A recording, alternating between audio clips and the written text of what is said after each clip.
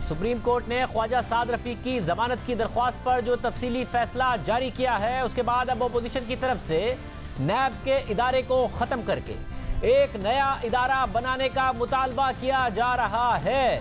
साथ ही हुकूमत की तरफ से भी आज मौक़िफ़ सामने आया कि इन 2 सालों में नैब के इन केसेस की वजह से, प्रोसिक्यूशन की वजह से ऑपोजिशन से ज्यादा नुकसान हुकूमत को हुआ है। नून लीग की क़यादत ने आज प्रेस कॉन्फ्रेंस की और इस फैसले पर तफसील से बात की और मुतालबा किया कि सुप्रीम कोर्ट के फैसले के बाद नैब को खत्म कर देना चाहिए।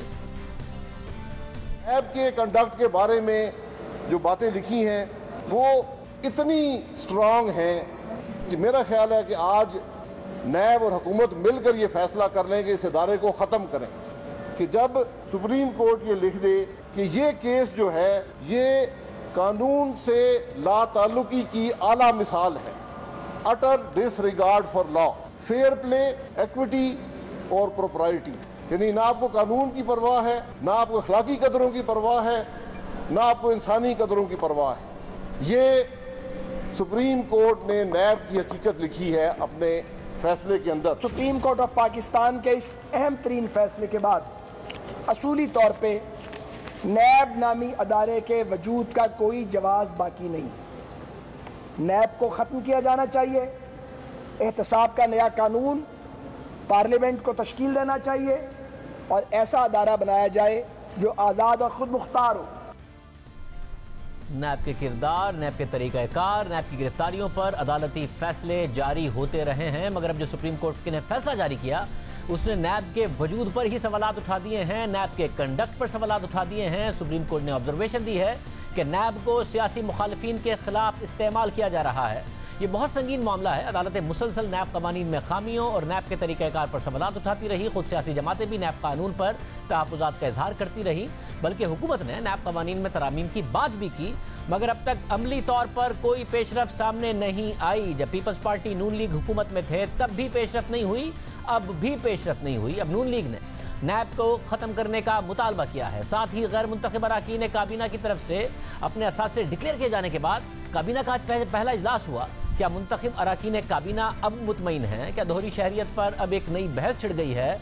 और गैर मुंतखब अरकान की तरफ से पाकिस्तान में अपने टैक्स रिटर्न्स फाइल करने पर आज काबीना में क्या कोई बात हुई? क्या वज़ीर आज़म का कंसर्न है कि फाइलर तक नहीं है उनके राइट लेफ्ट जो लोग मौजूद हैं, जबकि वो पाकिस्तानियों से कहते हैं कि वो रिटर्न्स फाइल करें, ज़्यादा से ज़्यादा टैक्स दें। वफाकी वज़ीर फवाद चौधरी इस वक्त हमारे साथ मौजूद है। फवाद चौधरी साहब, बहुत शुक्रिया हमें शो में ज्वाइन करने के लिए। फवाद चौधरी साहब, सबसे पहले बहुत ज़्यादा सवालात सुप्रीम कोर्ट की तरफ से नैब के हवाले से उठाए गए। शफकत महमूद साहब खुद ये कह रहे थे कि जी जिस तरीके से नैब ने इन मामलात को डील किया, जिस तरह गिरफ्तारियां करना, उससे ऑपोजिशन से ज़्यादा नुकसान तो हुकूमत का हो गया। आप क्या समझते हैं, आर्म ट्विस्टिंग की बात करना, पॉलिटिकल इंजीनियरिंग की सुप्रीम कोर्ट की तरफ से बात किया जाना, इस सब के बाद कहां खड़ा है नैब का इदारा और आपका एहतसाब का नारा?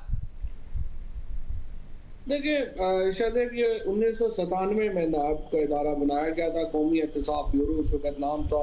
सैफुर रहमान जो थे उनको सरबराह बनाया गया और नवाज शरीफ साहब ने ये सारे उस वक्त पीपल्स पार्टी के खिलाफ जो मनूवरिंग की वो उस वक्त शुरू होता है। और फ्रेंकली ये जो आज फैसला दिया है इन्होंने सुप्रीम कोर्ट ने, इससे ज़्यादा बड़ा मामला था जब आपने मलक क़यूम साहब के साथ शहबाज शरीफ की और सैफुर रहमान की जो टेप्स थी वो आई थी। और लेकिन उसके बाद भी नैब का इदारा चलता रहा और परवेज मुशर्रफ साहब के दौर में इसका नाम नेशनल अकाउंटेबिलिटी ब्यूरो हो गया।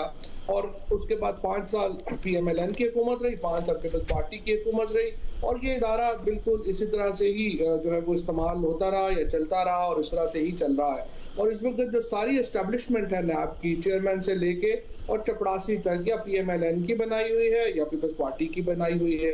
आज जो सुप्रीम कोर्ट ने जो फैसला दिया है इसकी कोई कानूनी एतबार से तो शायद कोई बहुत बड़ा फर्क ना पड़े, क्योंकि सुप्रीम कोर्ट इससे पहले पुलिस के बारे में, बाकी इदारों के बारे में भी सख्त ऑब्जर्वेशन दे चुकी है, खुद नैब के बारे में भी बहुत सख्त ऑब्जर्वेशन दे चुकी हैं। लेकिन जिस तरह से इस फैसले में उन्होंने आखिर में लिखा है कि टेंटेटिव उनकी असेसमेंट है और इसका केस के ऊपर कोई खास फर्क जो है वो नहीं पड़ेगा, प्रेजुडिस नहीं होगा केस। सो इसकी, लेकिन इसकी मीडिया के हवाले से, अपोजिशन के हवाले से तो एक अहमियत है, लेकिन अगर आप कहें कि कोई स्ट्रिक्टली इसका कोई लीगल इम्प्लीकेशन है, वो मेरा नहीं था। मतलब अगर लीगल इम्प्लीकेशन नहीं है तो आपकी जमात के लिए पॉलिटिकल इम्प्लीकेशन क्या है? क्योंकि ज़ाहिर आप लोग भी जो सुप्रीम कोर्ट के रिमार्क भी और मिनॉरिटी जजमेंट के अंदर जो लिखा होता था वो भी नून लीग के खिलाफ इस्तेमाल करते थे। अब अगर इस जजमेंट में लिखा है कि नैब को वाज़ेह तौर पर सियासी इंजीनियरिंग के लिए इस्तेमाल किया गया है, मुतवातिर तौर पर इल्जाम लगा है, नैब का इम्तियाजी सलूक उसके अपने इमेज को मुतासिर कर रहा है, इदारे की साख और उसकी गैर जानिबदारी पर से लोगों का एतमाद मुतासिर हुआ है, नैब कुछ जमातों के रहनुमाओं से मुताल्लिक कार्रवाई करते हुए हिचकिचाहट का मुजाहरा करता रहा, अलबत्ता बड़े पैमाने पर माली बेज़ाबगियों के इल्जाम के बावजूद कार्रवाई में हिचकिचाहट का मुजाहरा करता रहा, जबकि कुछ जमातें जो दूसरी साइड पर हैं उन्हें गिरफ्तार किया जाता रहा, महीनों और सालों तक उन्हें कैद में रखा जाता है और इसके लिए कोई ठोस वजह भी नहीं बताई जाती। अब ये दायरे एहतसाब का नारा आपका था, आपके दौर में ये हो रहा है? नहीं, ये तो कोई नैब का स्पोक्स पर्सन इन ऑब्जर्वेशंस का जवाब जो है वो दे तो बेहतर है, या वो उसको एक्सपंज के लिए जाएंगे। लेकिन ये जो मामला है ना कि नैब से खुश, वो तो फिर हुकूमत भी नहीं है। हम ये समझते हैं कि जो बड़े इंपॉर्टेंट केसेस थे, जैसे नवाज शरीफ के केसेस हैं, मरियम बीबी के केसेस हैं, बाकी लोगों के केसेस हैं, जिनके ऊपर पाकिस्तान के लोगों की आंखें लगी हुई थी कि ये और लगी हुई हैं कि ये केसेस किधर कंक्लूड होते हैं और क्या पाकिस्तान के लोगों को उनका पैसा वापस मिल सकेगा या नहीं, वो कंक्लूड नहीं हो रहे। और आप देखिए नैब ने अपना इतना अपने आप को कह लें कि इतना बड़ा कर लिया कि उसके बाद समझ नहीं आ रही, उनको खुद भी नहीं समझ आ रही कि आखिर उन्होंने इनसे वो कंक्लूड कैसे करेंगे, इनको वो इनसे वो निकलेंगे कैसे। तो ये जो अगर आप ये कहें कि एक नए सिस्टम की जरूरत है या ये कहें कि एक नए निज़ाम की जरूरत है, तो उस हद तक तो फिर बिल्कुल जरूरत है। और ये मामला इसीलिए तो गवर्नमेंट ऑर्डिनेंस लेके आई थी और उस ऑर्डिनेंस में हम कोशिश की गई थी कि कुछ नया रास्ता निकले। उस वक्त अपोजिशन को काफी कहा गया कि आप आइए और एक मुश्तरका नया कानून जो है वो लेके आते हैं, लेकिन PMLN उस वक्त भी कानून लेके नहीं आई और फिर ये कह देना कि नहीं अब हमें ये पसंद नहीं है, जो कि हमारे खिलाफ केसेस है, शायद ये इतना सौदा बिकने का नहीं। मगर फौजी साहब, ये जो इल्जाम है, अब नैब चेयरमैन क्यों बायस्ड होंगे? अगर अदालत भी कह रही है कि गैर जानिबदारी नहीं है, एक जमात को दूसरी जमातों को जो दूसरी साइड पर हैं उनकी गिरफ्तारियां भी होती हैं, उनके खिलाफ केसेस कैसे हो। साद रफीक के केस में तो लिखा कि अदालत को समझ में नहीं आ रहा कि ये नैब का मामला बनता कैसे है, किस तरीके से एक ये प्रोसिक्यूशन का मामला नहीं है साद रफीक का, जो आज शिबली फराज साहब ने भी कहा कि वीक प्रोसिक्यूशन, इसमें तो केस की मेरिट्स पर सवाल उठाए कि एक तो शवाहिद नहीं थे नैब के पास, ये पता नहीं नैब का केस कैसे बनता था और कैसे एक वादा माफ गवाह को जबरदस्ती बनाने की कोशिश की गई, इस सब पर सवाल उठाए। तो आपकी हुकूमत पर यह कैसे रिफ्लेक्ट करता है कि आपके खिलाफ नहीं कार्रवाई हो रही है, अपोजिशन के रहनुमाओं के खिलाफ बहुत ज्यादा कार्रवाई हो रही है?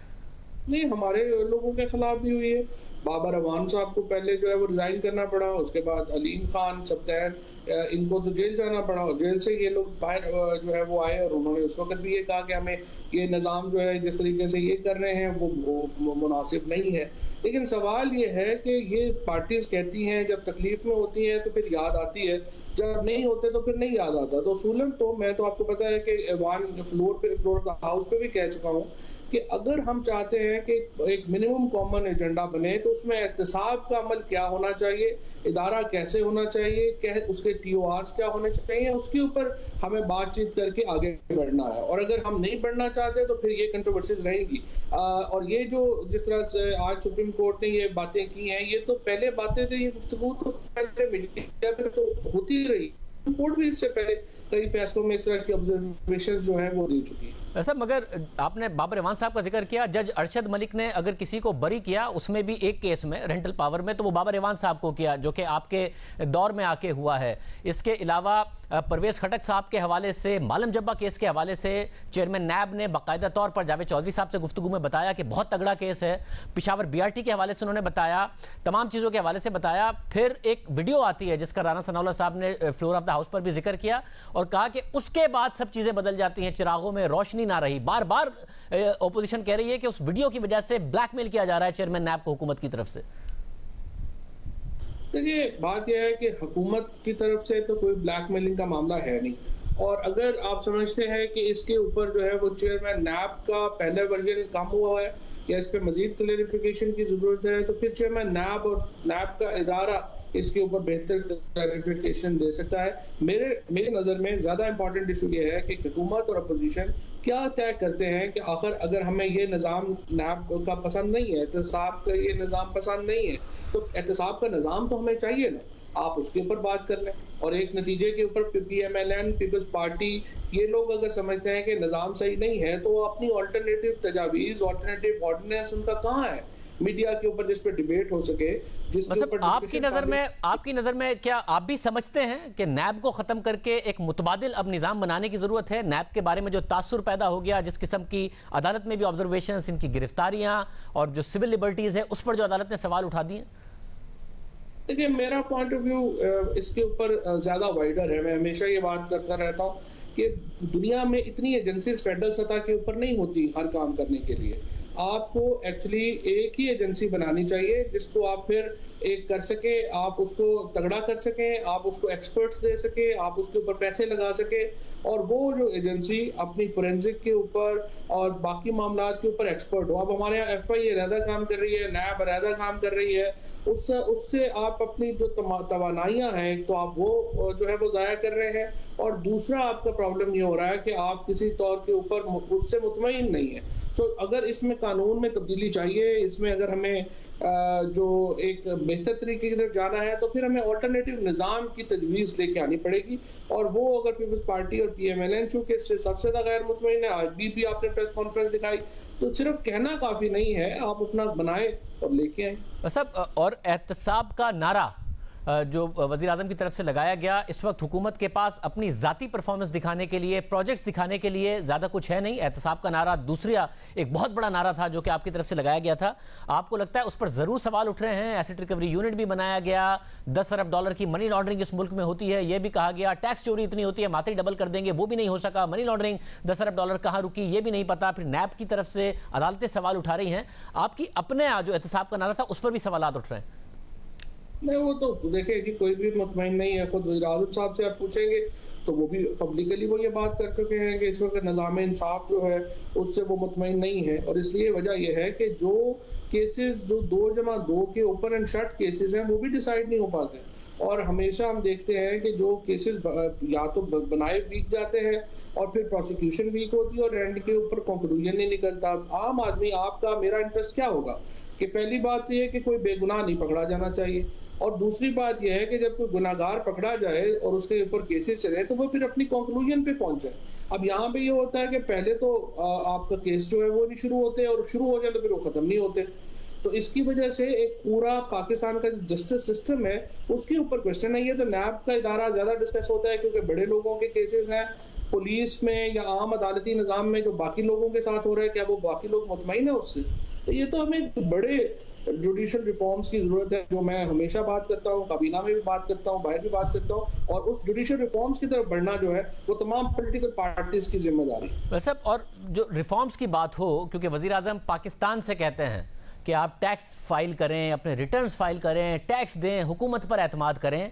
अब जो सिचुएशन सामने आई है, ज़ाहिर वज़ीर आज़म ने अपने जो अनइलेक्टेड मेंबर्स हैं उनके भी असासे पब्लिक किए, ये उनको क्रेडिट जाता है। आप लोग खुद बड़े कंसर्न का इजहार कर रहे थे, जो इलेक्टेड लोग हैं जिनकी बाकायदा हर चीज़ की स्क्रूटनी होती है, जिनके टैक्स रिटर्न्स की स्क्रूटनी होती है। मगर अब एक नया सवाल उठ गया है, उनकी नेशनैलिटी के हवाले से तो एक अलग बहस है, मगर फाइलर नहीं है। जुल्फी बुखारी साहब ने तो अपना, क्योंकि NIC दिया हुआ था, हमने जाके देखा वो इनएक्टिव नजर आया कि फाइलर नहीं है, बाकी जिन्होंने नहीं दिया वो उनका पता नहीं है। तो ये तो अपनी काबीना में जो राइट लेफ्ट वजीर आजम के लोग मौजूद हैं उन पर सवाल उठ गया है कि वो पाकिस्तान में होते हुए उन पर पाबंद हैं वो कि टैक्स रिटर्न फाइल करें। 6 महीने से ज्यादा हो गए उन्होंने नहीं किया वो फाइल। देखिए, इसके बारे में मैं उस तरह से तो नहीं कह सकता, लेकिन जो प्रिंसिपल है वो डेफिनेटली यही है कि अगर आप पाकिस्तान के अंदर हैं तो आपने टैक्स फाइल करना है। और जो अगर आपको याद होगा जो केस है अलीमा खान साहबा का, उसमें भी यही हुआ था कि उन्होंने, उनकी एक दुबई में कंपनी थी, उसने एक्सपोर्ट की अमेरिका, और अमेरिका से पैसे दुबई में आए। उन्होंने कहा कि इसमें चूंकि पाकिस्तान से कोई पैसा बाहर नहीं गया तो मुझे डिक्लेयर करने की जरूरत नहीं है, लेकिन सुप्रीम कोर्ट ने फिर उनको फाइन किया और कहा कि आप यहाँ पर जो है वो डिक्लेरेशन करें। जो 2.5 करोड़ रुपए की डिक्लेरेशन थी, जिसके ऊपर बाद में अपोजिशन ने ऐसे ही एक राई से पहाड़ बनाने की कोशिश की, जो बिल्कुल दुरुस्त नहीं था। लेकिन बहरहाल उस केस में ये प्रिंसिपल ले डाउन किया गया है कि जो लोग भी पाकिस्तान में हैं उनको FBR में अपने एसेट्स और अपने रिटर्न जमा करवाने हैं।